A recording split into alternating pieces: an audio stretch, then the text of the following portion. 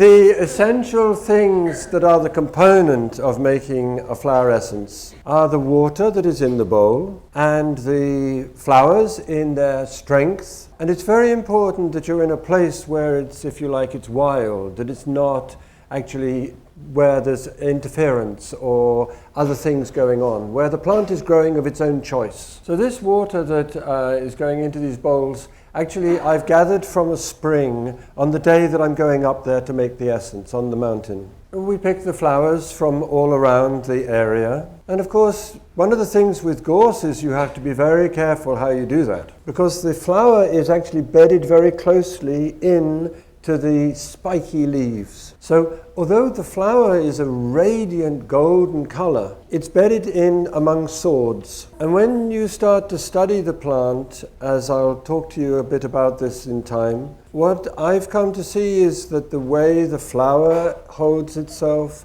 the way it opens, the leaves and the gesture in the leaves and the stems, and the whole of the structure of the plant, it all produces an integrated story of what the plant or the flower has to say. My point really is that if we look into the flower, we're going to discover a whole other world. And in order to look for that, you have to actually be there, look at the plant, not in a theoretical way, but actually look with your eyes to see.